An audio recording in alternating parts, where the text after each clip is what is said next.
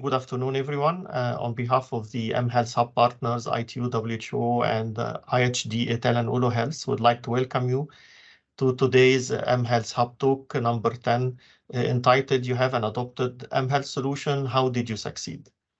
We are very glad about this particular Hub talk today because it's a new series. It's a new talk in a new series of Hub talks that we are planning to launch. And it's really a continuation of the previous mHealth Hub efforts and previous Hub talks that we have previously done to continue to exchange and to be a platform for knowledge dissemination about mHealth adoption. Really, this Hub talk, with this Hub talk, we are relaunching the activities of the mHealth Hub, but with its new structure, operated by IHD, ETEL, and Ulo Health, but still under the overall leadership of ITU and WHO. Maybe just a quick background for those who might not be aware. In the last 4 years, WHO, ITU, and Public Health Service of Andalusia, with a consortium of 17 public and private partners from 12 European countries, have worked together to create a joint mHealth Hub for Europe to serve as a mechanism to share successful experiences in mHealth across the European region, and really to focus on the boosting the uptake and adoption of mHealth solution among national governments and different stakeholders. And this first phase of the mHealth Hub was funded by the European Commission. And during this first phase, we've been investigating many elements that relates to the hub, to the mHealth adoption. For example, assessment of mHealth application from a cross-border perspective. We also try to provide guidance on issues of interoperability and standardization related to sharing personal health information across European countries. We also proposed a policy framework to support innovation in mHealth, with the potential to strengthen the adoption of mobile technology in European national and regional health center. We also focused on capacity building, and we had work with a few countries like Hungary, for example, where we co-created roadmaps for the setup of a national implementation of mHealth intervention in area of diabetes, for example, and then with the Czech Republic to create a roadmap for integration of mHealth. So all that knowledge, and also we have run 9 different mHealth Hub talks. All those knowledge is very well documented on the mHealth Hub website. We're gonna paste the link here for those who are not aware of it, so you can go to and consult all those kind of knowledge that were created during the first phase of the project. Now we move into a new phase.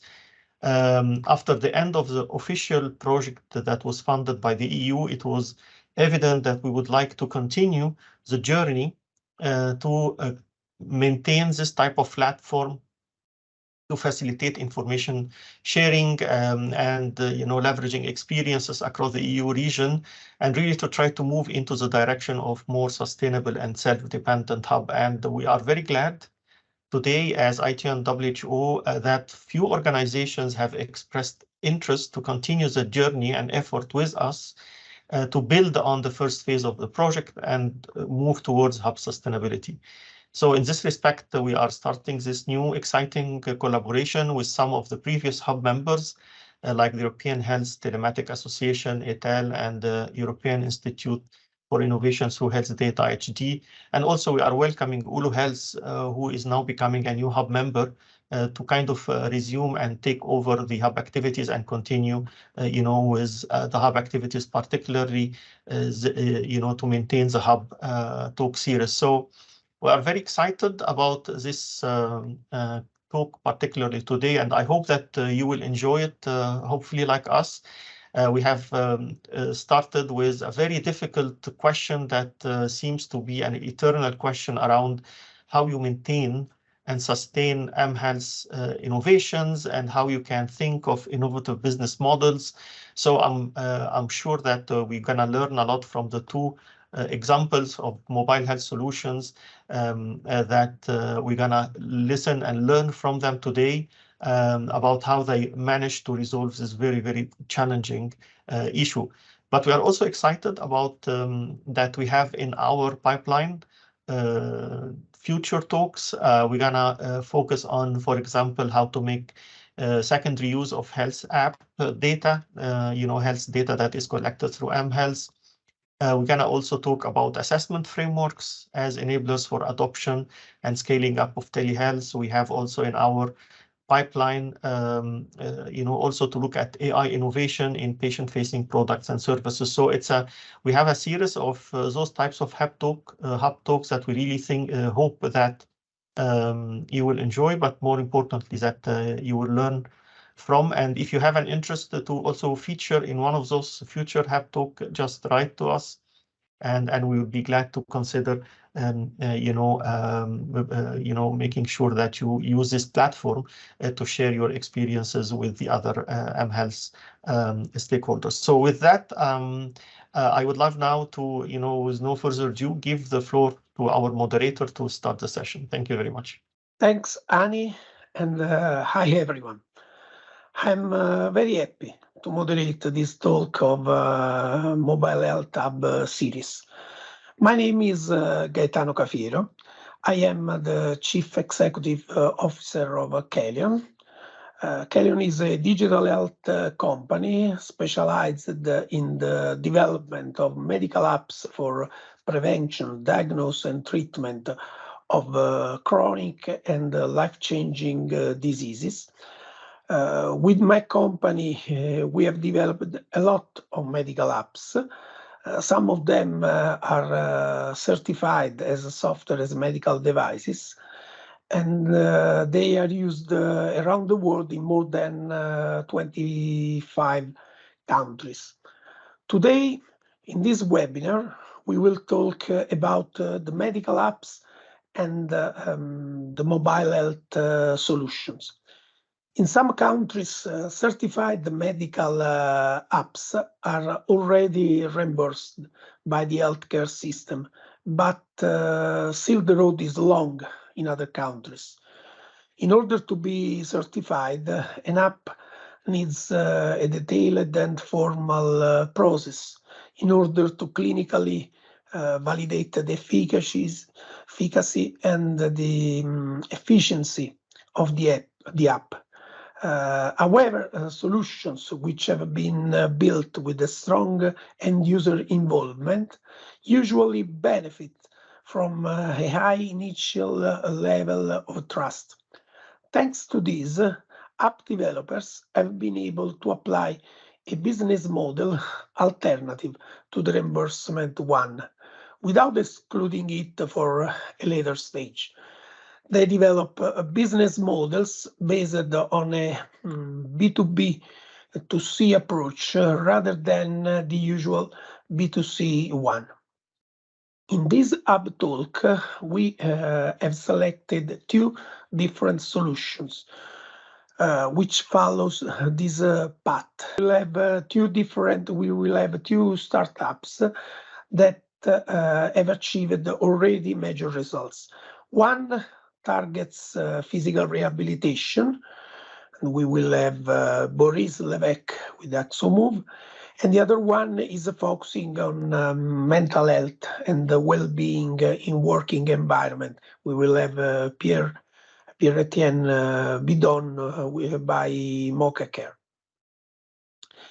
Healthcare professional organizations on one side, commercial companies on the other side are payers and facilitators. We will learn why these organizations are ready to pay for their patients or employees.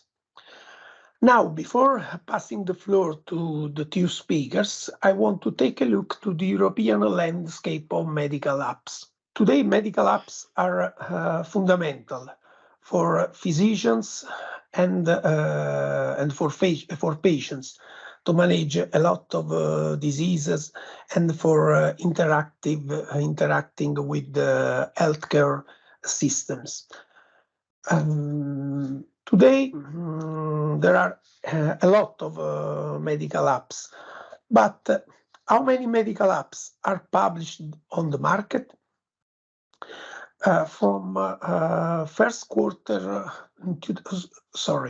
From first quarter 2015 to third quarter of 2022, on the two main App Store, Google Play Store and Apple Play Store, there are more than 50,000 medical apps published.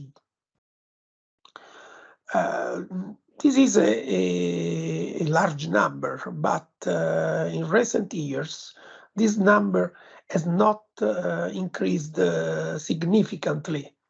Please note that 6 years ago on Apple Store, there were already 48,000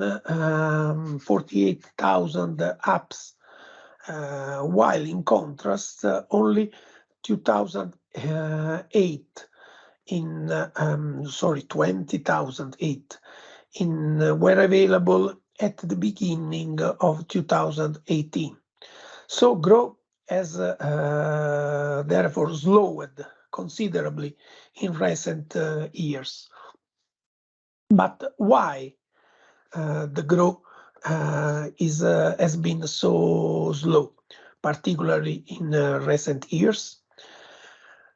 But I think that a key role plays the regulatory framework.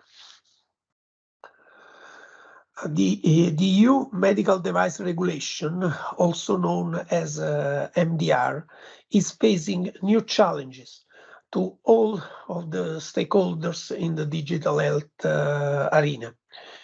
In fact, MDR has an unprecedented impact on digital health companies that, leveraging on their skills and knowledge base, must be able to face all the critical aspects and the opportunities that arise from the mutational context in order to stay competitive.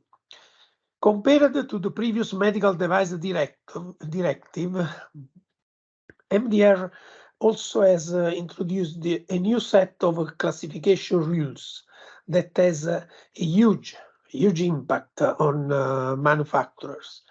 In particular, Rule 11 in Annex 8 made the ground shake a bit because it states that software intended to provide information that is used to make decisions with diagnostic or therapeutic purposes are now Class 2A devices, except if such decisions have higher risk, in which cases the software will be in Class 2B or Class 3. This new software-specific classification rule implies that almost all standalone software, many of which were Class 1 devices, according to previous MedDev regulation, now fall into the higher risk classes, and therefore even more devices must be scrutinized by a notified body. This process implies additional resources in terms of time and money to invest on the certification on these medical apps. The European landscape of medical apps is very heterogeneous. These are the most downloaded medical app per country. The Polish company DocPlanner is in the #1 position with its apps in 4 European countries. In the two most populous EU countries, Germany and France, its direct competitor, Doctolib, is in first place. In this slide, you can see apps from that are the most downloaded medical app per country. You can see apps from government institution, tech companies, as well as established healthcare player. For example, in Germany and France, there is Doctolib, that is essentially a medical record app. In UK, there is the most downloaded app is NHS app, that can be used by the patients in order to access NHS services. In Italy, we have Mio Dottore and Doc Planner. That is an app that enable the patients to find the right doctor, and so on. There are other apps that are listed on this slide. In my experience with Kalian, I can say that we have developed a lot of medical apps. Some of them are CE marked and certified as a software as a medical device. Kalian primary business model is based on a B2B2C approach, while the secondary business model is a classic B2B model. In B2B2C model, payers of our apps, as we implement this model, payers of our apps are pharma companies that sponsor medical apps for patients and physicians in order to be able to better manage a specific disease. Thanks to this approach, a large number of patients and physicians take advantage of this app, sponsored by top pharma company in the world, for example, for monitoring their health status or for predictive calculations regarding the evolution of some critical disease. In our secondary B2B business model, payers are healthcare organizations, such as hospitals or health board, that provide our apps to their healthcare professionals for the management of a specific diseases.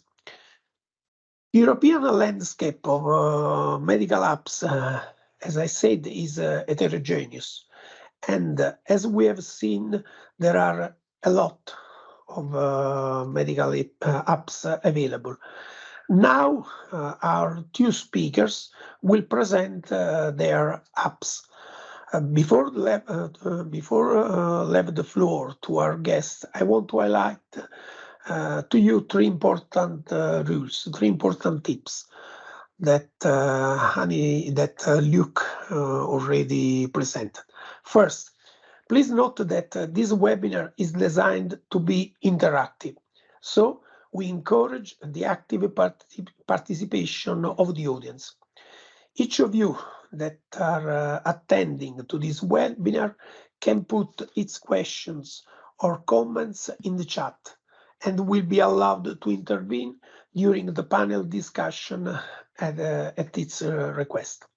Second, during the presentation, you will be prompted directly on the Teams, on the chat, with a few questions regarding the topics that we are discussing.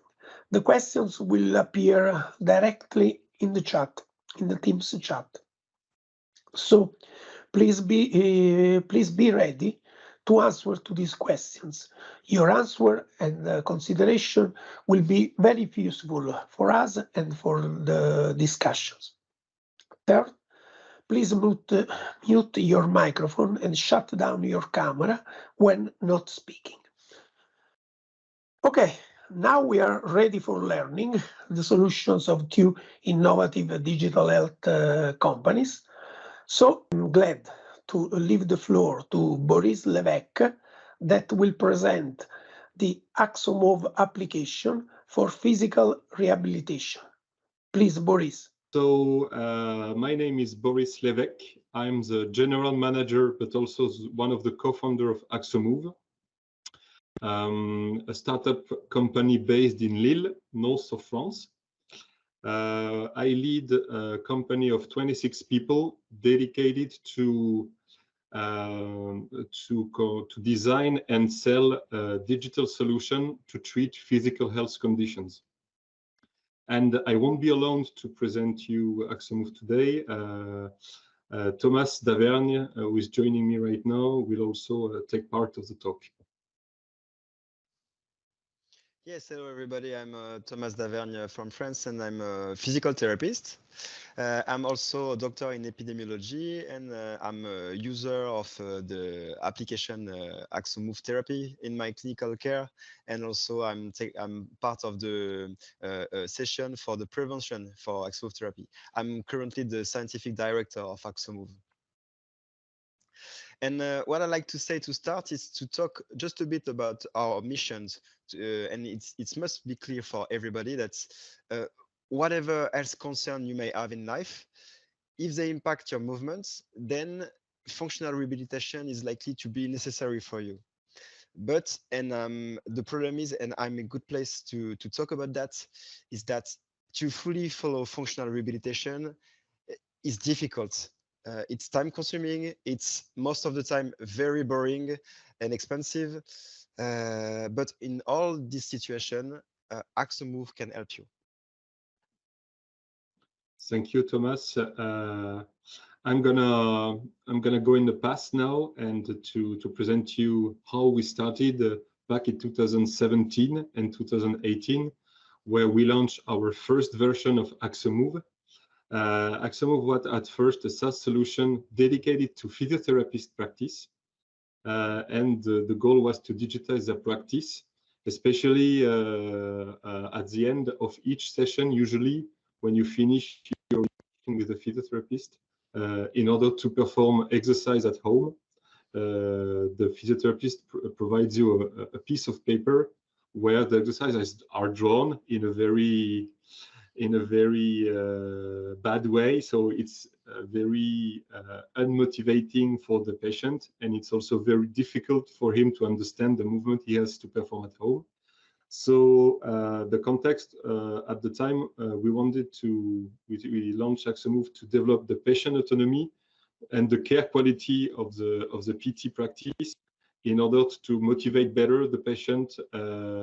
And the patient was at the time able to perform exercise with video protocols designed especially for the patient by the physiotherapist. And all those video protocols were packaged in a mobile app, so it was more motivating and more understandable for the patient to perform them at home. And after 2 years,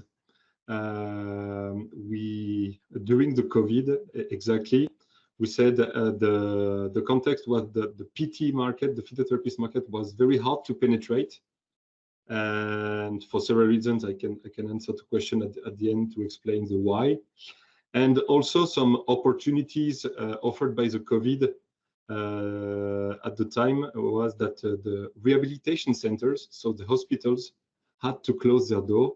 So in order to keep caring patients, they had to find other way.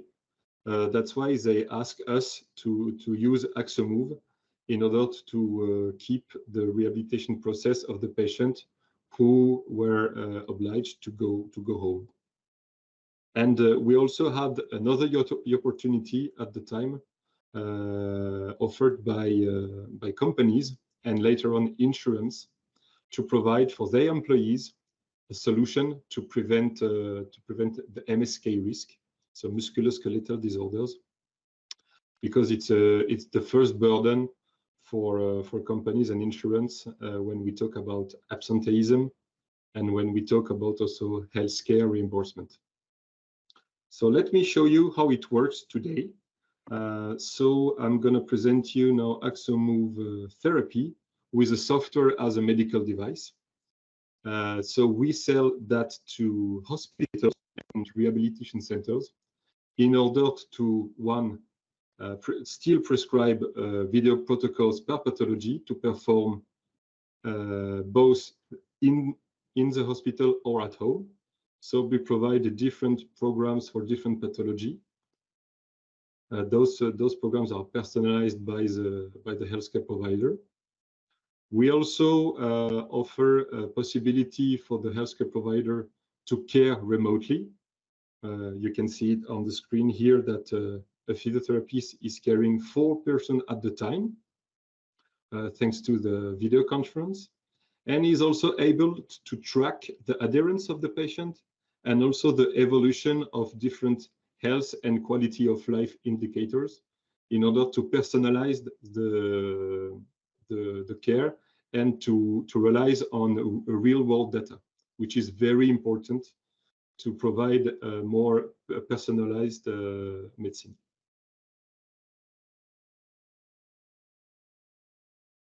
The second offer we have on the market right now is called AXOMove Self-Care. So AXOMove Self-Care is sold either to companies, especially big companies, but also insurance, in order to tackle the problem of absenteeism due to MSK. The figures provide us that 30% of absenteeism is due to MSK today. So it's a huge burden for companies and insurance.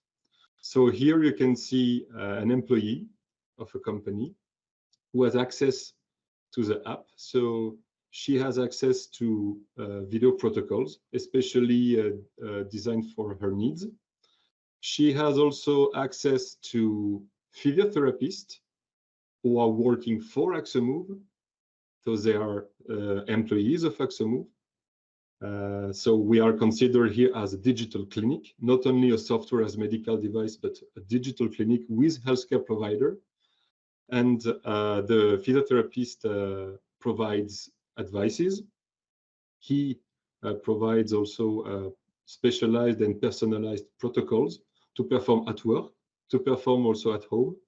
And the major goal here is to decrease the musculoskeletal pain the employee is feeling, and also to provide a better quality of life in general, and of course, a better quality of life at work.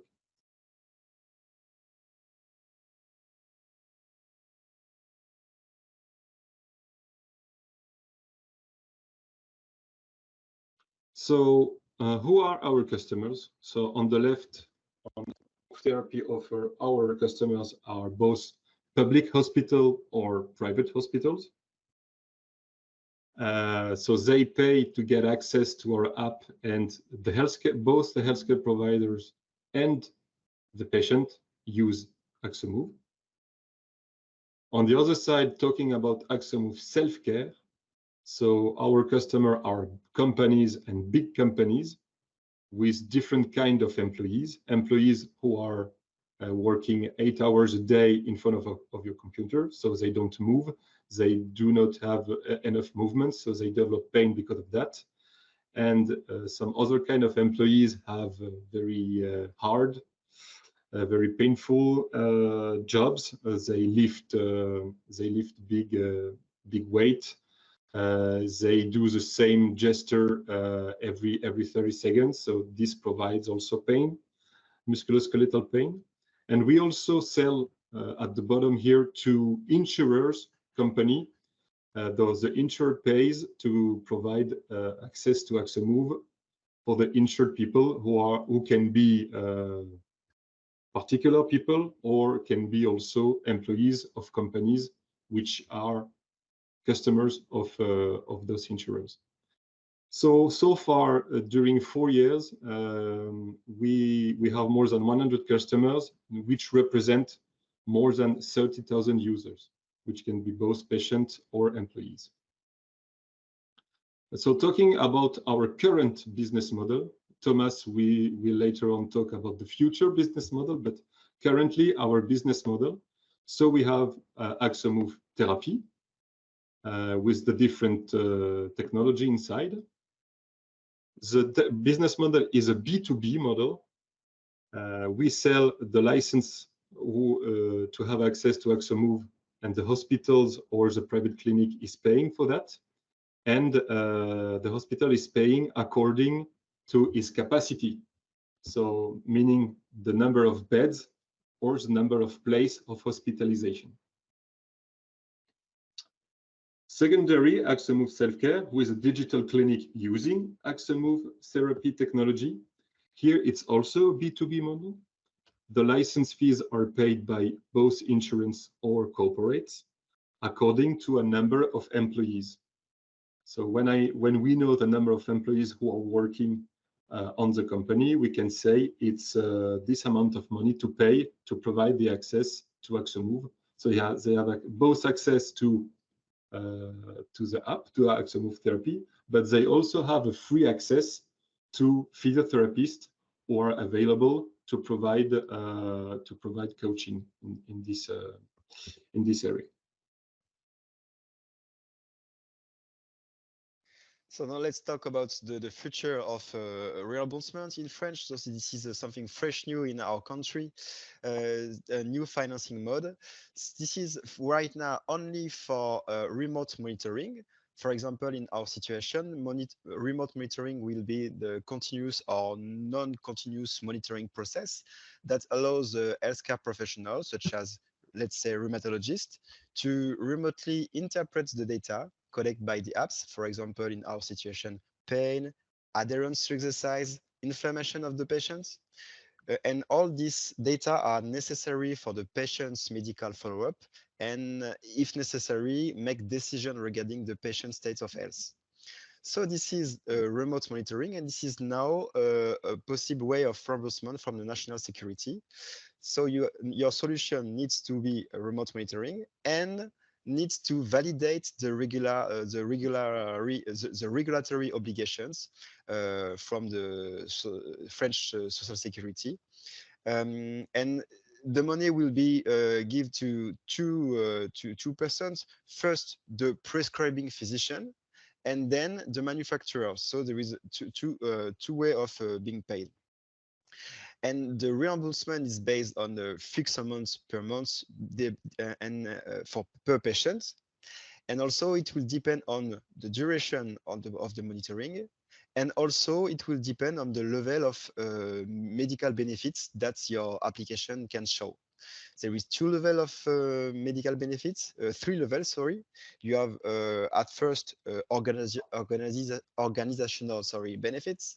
Then you have impacts of morbidity, and lastly, impact on mortality. Let's talk now about the technical regulatory obligations. You have three kinds of obligations. Then your device needs to be certified as a medical device, which is our case because we are for 1 year class 1 and we plan to move soon in class 2A. Also, your device needs to validate the technical interfering. For example, in French, this is we need to validate the interoperability, also the secure identification for the patient, and also for the health professional. And lastly, and this is logical if you want to get money from Social Security, you need to prove your efficiency. And right now we are running a multi-localization randomized control trial for patients with low back pain after discharge from a multidisciplinary rehabilitation program. So this is a way to get money from the Social Security for this kind of device. A key point of our solution is the quality, of course, of our exercise programs, because we rely mostly on exercise program. We continuously develop our content by partnering with clinical centers of excellence in rehabilitation in very different fields. For example, here you have an example of cardiovascular rehabilitation program, but also for burn victims, and also for excellence center dedicated to amputees patients.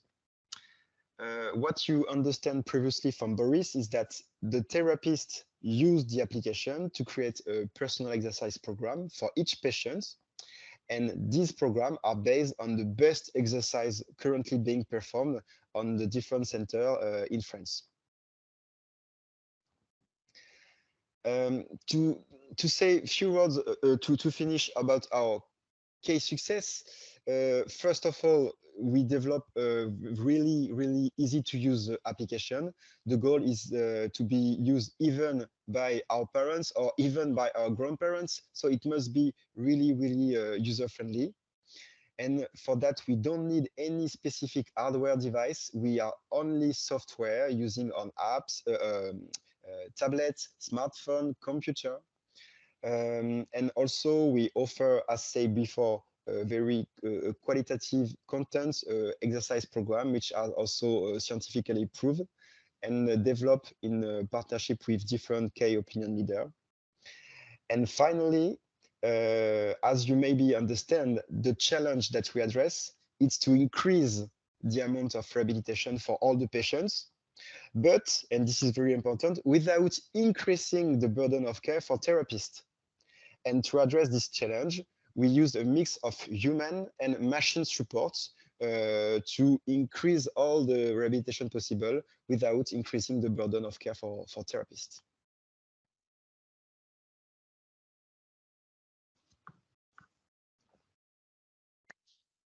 Okay, thank you for your presentation. Now we want to know how Mocha Care has faced the mental health and well-being topics in working environments with its digital solution.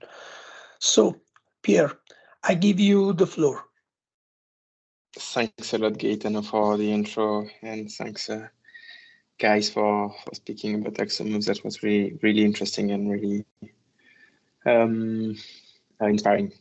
So my name is Pierre-Etienne Bidon. I'm co-founder and co-CEO of Mocha Care that we created 3 years ago, just before COVID. We are now a bit more than 70 in the company, operating in 19 countries, and we have a bit more of 150 customers. We are, to make it short, a B2B mental health solution. So to make it very short, we are a complete B2B mental health prevention solution in the workplace, meaning that we are addressing the overall problem of mental health and various issues in this. Just to make it short, today we have 80% of employees who are unable to talk about mental health, even to psychologists at work, and 2 employees out of three, that have already experienced a significant mental health imbalance. So on the employee side, there is some sort of huge problem all across Europe. If you go to next slide, you will see that it's also a problem on the employer and company side on 3 main buckets. The first one is attractivity, second one is efficiency, and third one is retention. So what we see on the attractivity, in order to attract the best talents, today we have 88% of young workers, so what we can call Gen Z and Gen Y, that consider that the company should have an impact on the mental health. On the efficiency side, we have 34% of the employees that are evaluated in situation of burnout, which is like, let's say, 1 employee out of 3. And on the retention side, a figure that is also very important is that 69% of millennials have already left the companies for mental health issues. It could be like burnout, but also some sort of toxic management issues, things like this. We can go to the next slide. So the main problem, to make it short, that at HR are facing is, first, mental health is still some sort of taboo, particularly in the workplace. So how can I be able to communicate about this topic in my teams? Second, how will I be able to prevent the best way possible? Because I have a lot of topics to cover. Third, in order to prevent the best way possible, I need to identify what are the main topics and what are the questions that my employee have in order to be much more focused on where to prevent. No, please, yeah. So the fourth, can you please go back to last slide? Yes, thanks. The fourth topic is how can I be able to react on this, then to act on this without interfering in personal life, And last but not least, as every solution, it's very important to demonstrate the return on investment that you have, and to be able to measure the impact of your work. We can go to the next one. So now, just to like I described you the main problem that we are addressing with MocaCare, and now the solution in one sentence would be a complete prevention solution in the workplace, based into an app where you can, as an individual, make two main things. The first one is what you see in this slide, is you're able to consult a practitioner in 19 languages today, in a very personalized way, meaning that we put you, after what we call an orientation session, in the hands of the good therapist for you. And if you go to next slide, you will see that we have another feature that enable you to, on a self-care basis, so meaning you alone in front of your phone, to train your own mental health based on meditation programs, breathing programs, and visualization programs. If we go to next slide, one of the main strengths of Moca today is that we have more than 130 therapists. That could seem a lot, but at the same time, it's not very important comparing the number of practitioners that the number of patients, sorry, that we have in our network, so, which is today a bit more than 10,000 people. And those specialists, they have 9 expertise that are all recognized by the World Health Organization, and they are based in 13 countries. You can go to the next slide. Now, I was on the employee side, and now if I switch on the HR side, because the HR are customers in the company, what you will see now is that if we go to the next slide, we help HR to measure and to monitor what is the use of Moca in the company and what are the topics that are the most important for the employees. So everything is fully confidential, like there is no individual information, always aggregated. And we are even able to benchmark companies between them, for instance, to say, okay, I understand that in your company, parenting is the #1 issue that is impacting mental health. Whereas in the same environment of yours, for instance, if you're a big scale up in Europe, in the same environment as yours, we have 50 plus customers of this type at Moca. We see that parenting is the 7th issues given by the employees. So then we give recommendation on how to improve parenting policy in the company. If you go to the next slide, you will also see that Moca, so after the data observation, we can make some recommendation of trainings and group sessions that we built internally as a standalone product. And if you go to the next slide, you will see that we also have a crisis management program. So now I just want to speak a bit more about our impact, because as I said in the introduction, it's very important when the topic is a bit, let's say, how to demonstrate, we need to show our impact and our value to companies. And this is our main differentiation compared to every EAP that is available on the market. We can go to the next one.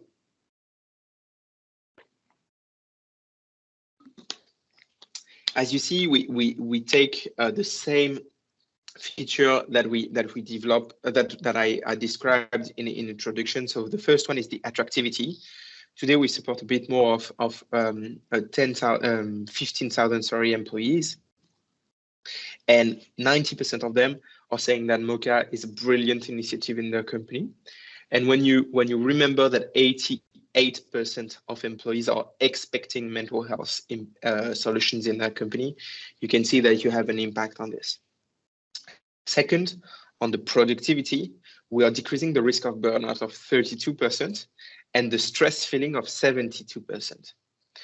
And last, on the loyalty side, 74% of our members are claiming that they are feeling definitely more fulfilled and less stressed in their daily professional life, and so staying longer in the company. We can go to the next one. Another question that we had was, what were the main new user requests and how they are taken into account? So if we go to next slide, you will see that the first question we have is that the regulatory environment in which we are evolving is changing every day. For instance, in France last year, there was a change about whistleblowing, which is directly linked to mental health. And so we developed a feature about whistleblower solution in order to be able to report a concern, to chat in total confidentiality with your HR, and to find solution. Another question that was asked by our member, if you go to next slide, is how can I be able to have a support in direct? And so this is now available directly on your smartphone. If you have at any point a need for psychological support, you can just click on a number and call us directly. So this seems very nice to have in a white collar environment, but for instance, in a blue collar environment with, for instance, employees on the fields or in the plants, it's very very efficient because they need some direct support. I think I'm done on this one. You can go to the next one. So the last user request that we had was, how will I be able to manage my users in a very efficient and very simple way? Because when you have HR as customers, it's like for all B2B solutions, you should be expecting that your people, your customer stories will have a lot of things to do except than your solution. So you need to make their life very easy, and it's what we did with SSO integration, for instance, or with instant update when they just sent an Excel of their employees. You can go to next one. This is also a good question, like how are we able to determine the right mix between digital and human support? We are hearing more and more about artificial intelligence, about digital, about how will I be able to find a solution in an immediate way without having human interactions. What we believe is that mental health should be before all human, meaning when you have a problem about your mental health or a challenge or a question, the only thing that you need is to speak to somebody, because when you speak to somebody, you just feel that you are understood by somebody, and it's not a robot or a chatbot that is answering you. But for the prevention and for the sensibilization, it's here that the digital and artificial intelligence could have a very big impact. Like for instance, on how can I train my competencies on burnout identification? This would be very efficient, and it's the way that we treat it through digital. You can go to the next one. Yeah, next one.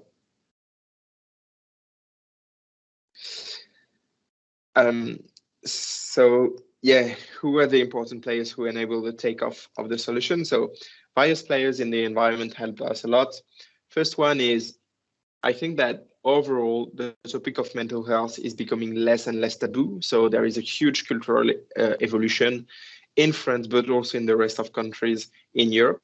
And we are, compared to the US, still a bit late on this topic, but going forward. Second one is, like, of course, the company that are changing their minds a lot. And now we have more and more companies that are reaching out to us saying, okay, I have stress management issues in my company. How can I handle it? Or I have mental health issues. Before it was like an invisible topic. Now that we see that this topic costs a bit more than 10% of the overall payroll of the companies, we have more and more demand on this point on how to find applicable and concrete solution. We can go to the next one. Just showing that, like, today we have when you say the main players, it's also of course our customers. We have a lot of customers in various environments. We are able now to address companies from 100 people to 100,000 people, like Allianz, for instance. or doctor leave that is getting bigger and bigger. The goal of this is just to show that we are able to address different types of employees with personalized recommendation. Can go to the next one. Just saying thank you and happy to take all the questions that you could have. Thank you, Pierre. Thank you for your presentation. I have some questions for both Boris and Pierre. The first one is, how important is for you to have a multidisciplinary team, a team composed not only by digital skills, by digital experts, but also by medical experts, physiotherapists, psychologists, doctors, and so on. In my experience in Calion, for us is very important in order to catch properly the requirement of the users, of the intended users of our application. What do you think about? Please, Boris. I don't know if I understood well the question, but yeah, the human is very important. And in Western countries, it's the case in France, it's the case for all the old Europe.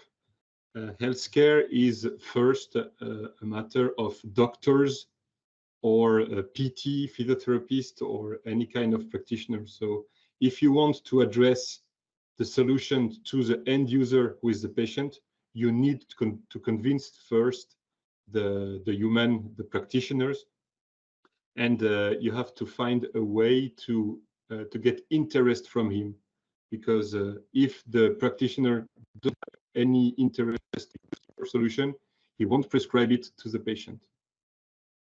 So that's one part of the answer. The other part of the answer, it was answered by Pierre-Etienne in his talk, is that talking about rehabilitation from my side, but when a guy has a problem, a mental problem, he has to talk to somebody. So the human is very important in this case. But when you're talking about patient empowerment, but also prevention, here the content and how it is given to the patient is here important. But as a first door, the human remains mandatory. I hope I answered your question, Gaëtan. Thank you. Pierre? I totally agree with what you said, Boris. I think it's like in every company, to be successful, you need to have various expertise, and the expertise that are relevant to your business. But the main goal of an entrepreneur and of every company is how you make those different profiles work very well together. Because, for instance, in our case, we have made the decision from day one to hire full-time psychologists and not only partner. And this was a very impactful business choice, because now we have internally the expertise that we are building on. So I would say that this it's definitely a very important point. Thank you. In both of the tool of the device, the apps that we saw, there were some patient report outcomes, some data that are collected from these apps. My question is, how do you collect this information, this data? Do you use some validated patient report outcome, some questionnaire? Please, Boris. Yes. We are only a software, so we collect data mainly on PROMs and PREMs, so patient-related outcomes concerning quality of life indicators or answers to questionnaires. and we use that data to personalize care, because both the patient, when he sees his indicators going in the right way, he's more motivating. So it's important for the patient empowerment. It's also important for the practitioner to personalize care, because he can rely on real world data and then implement new treatment depending on this data. And it's important for the hospital in order also to manage clinical evidence regarding the treatments they provide to different population. And the other side, for the companies, it's also important in order to see if AxoMove and the treatment of practitioner and what we provide has value for their employees. And if it provides value for the employees, it provides also values for the companies. Yeah. Yeah. To be honest, I don't have a lot to add on what Boris said on this question. The main thing that is very important is how do you ensure that in your process internally, all the data that you take are fully anonymized and aggregated, because we are handling data that are related to health. Sorry, Pierre. My question was, how do you collect this data? The data, the information are based on medical and validated questionnaire, published questionnaire? We have the belief that we are working on two main legs. The first one is, yes, declarative data based on questionnaires that are recognized by the World Health Organization. Like, for instance, in our industry is the WHO5, WHO7, and WHO9 questionnaires that are used in every psychological environment all across the Western world. And we also believe in observatory data, meaning that we collect the data of the usage of our application inside the app, so the user behavior. There are some questions in the chat, if you allow me, Gaetano. One for Pierre-Etienne in particular. What is your position compared to Lyra Health? To be honest, Lyra Health is one of our competitors in the US, so we have a relative similar positioning on some points. For instance, on the importance of data analytics, I think we are on the same page together. Second, on the importance to have a scientifically based and scientifically backed approach. The point where we are different is, one, we are much more integrated in the real life of the employees. For instance, we have an integration on Slack and on Microsoft Teams, where you can have access to Mocha directly in your workspace. So this is one of the main differences that we have. Second difference, we are based in various countries, whereas Lyra is based in the US, but the US is a very big market, so they have a lot to do there. So this is maybe one of the difference, but we can be like some sort of European Lyra Health. Wait, just another question from the attendees. How are these clients validating and verifying the clinical quality of the proposed solution and the services that your companies proposed for both of you? Boris? Yes. First, we provide key figures on the use of our solution. So in this case, they have to trust us. And when we talk about clinical evidence, we can rely on publications. So we already did several studies, several evaluation. And as Thomas said, it was a local and small evaluation, and launch evaluation. And maybe Thomas, if you're still online, maybe you can talk a bit more about this big clinical evaluation and what's the point of this research. Yeah, of course. So now the point is to bring very strong evidence on the traditional way using a classical randomized control trial in different centers, because this is the common way to bring trustable data of evidence. So we are running right now RCTs on low back pain, but then the strategy after that is to run different trial, maybe moving to more observational data or real world data. So using a new methodological strategy to bring clinical evidence, not only on this pathology, low back pain, but all the different pathology, because as you maybe understand, we are addressing all the pathology which are concerned by rehabilitation. So this is maybe a specific point in our strategy. We need to bring evidence not only for one disease, but for all diseases. So we are moving from the traditional randomized controlled trial to new real-world data evidence.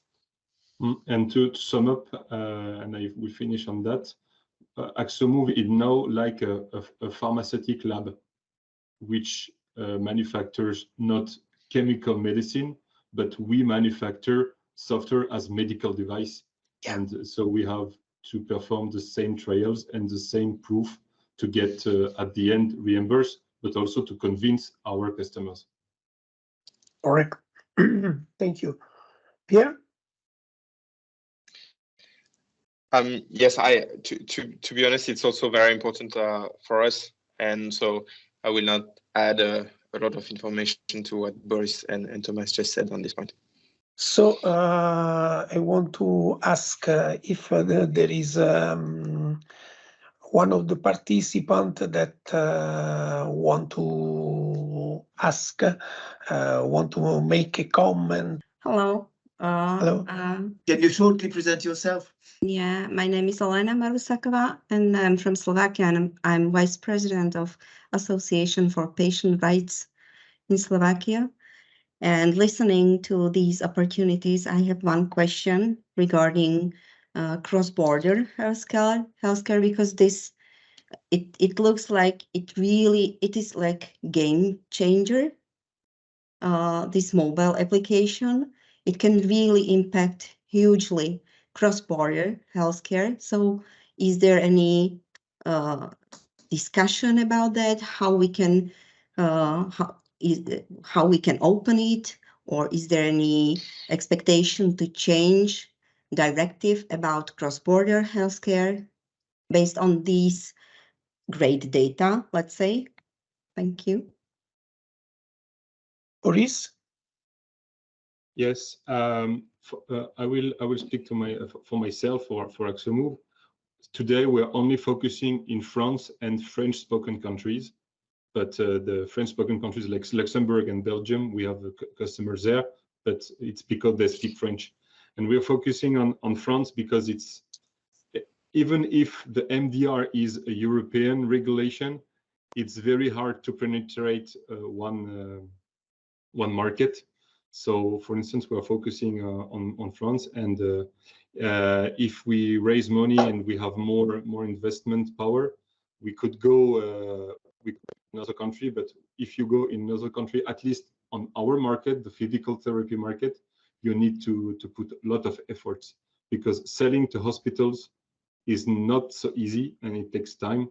So yeah, that's my little experience, which is different from Pierre-Étienne's ones, because Pierre-Étienne, you're already in different countries. Yeah, just to build on this, we are today in 19 countries. So the main one are European countries: France, Italy, Spain, UK, Germany.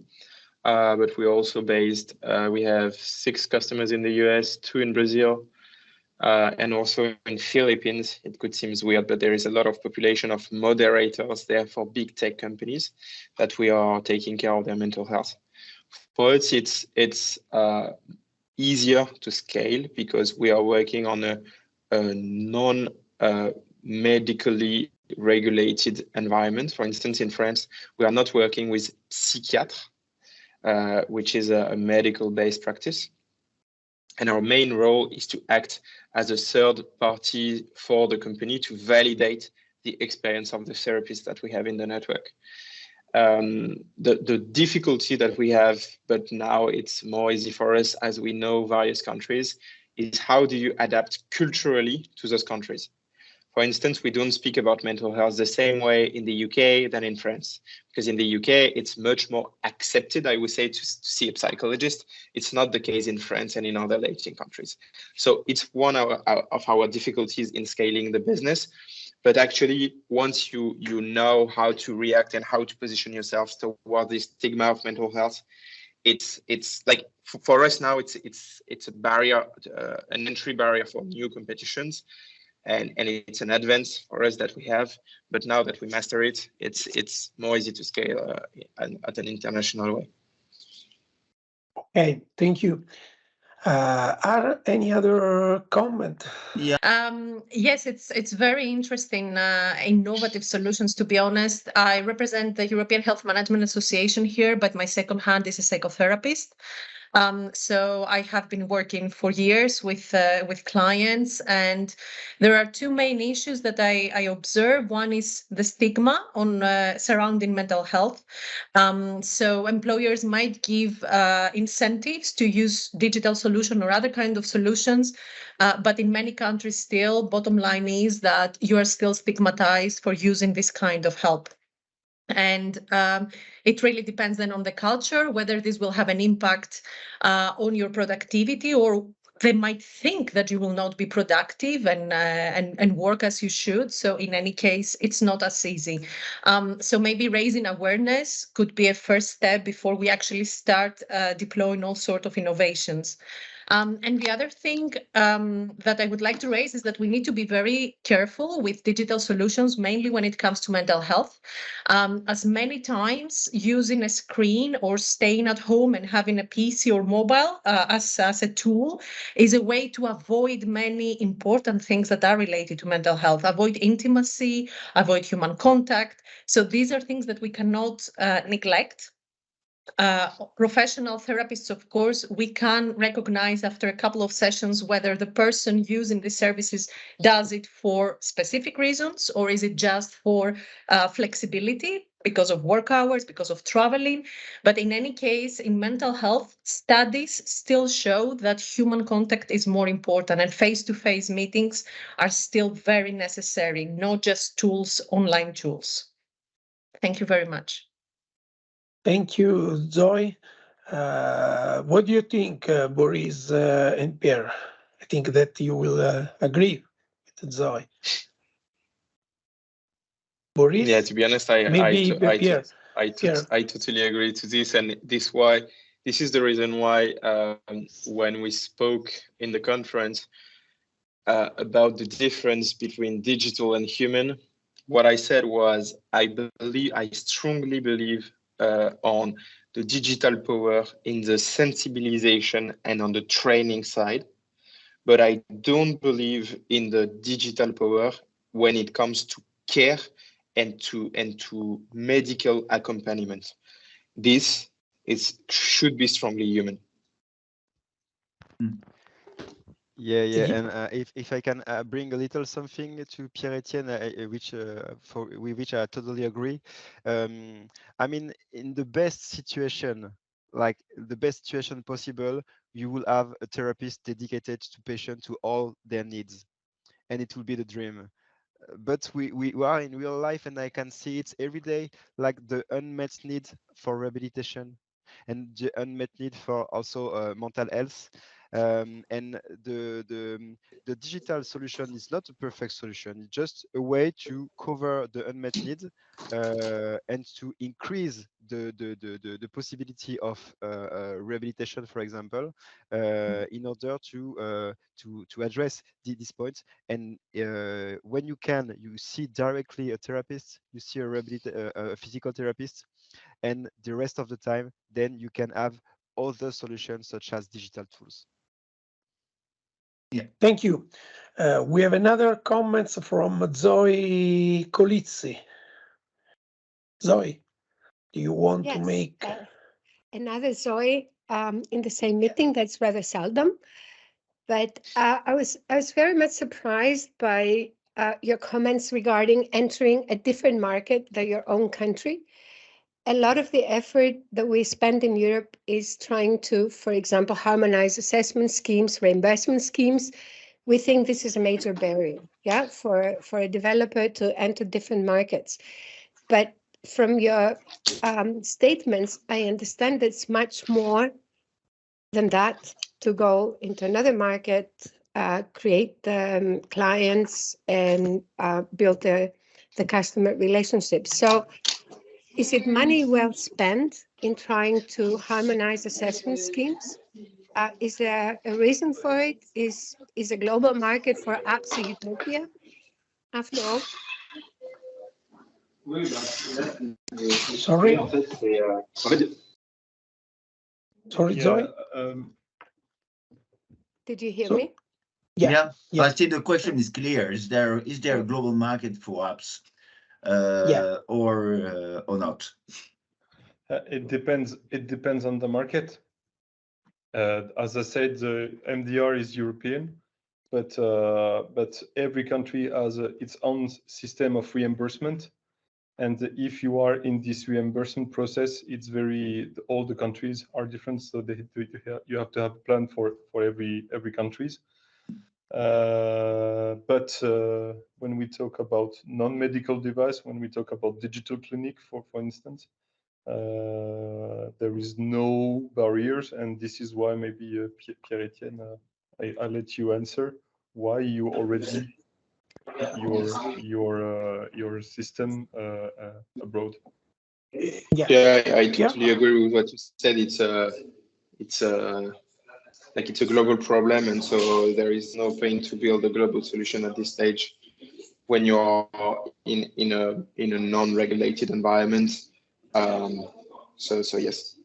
Okay, so Okay. that's the only barrier or the main barrier that you see for entering different markets in the The European main barrier Union. is on the distribution side, I would say, because every country and every company has a relationship to mental health in the workplace that is different.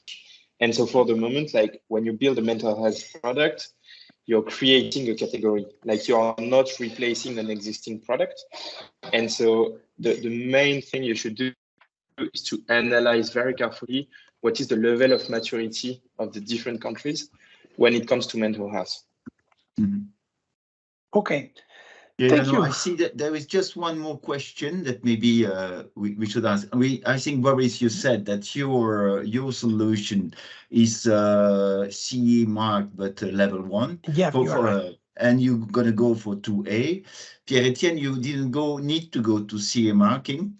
Did you try to have a CE marking for your solution? No.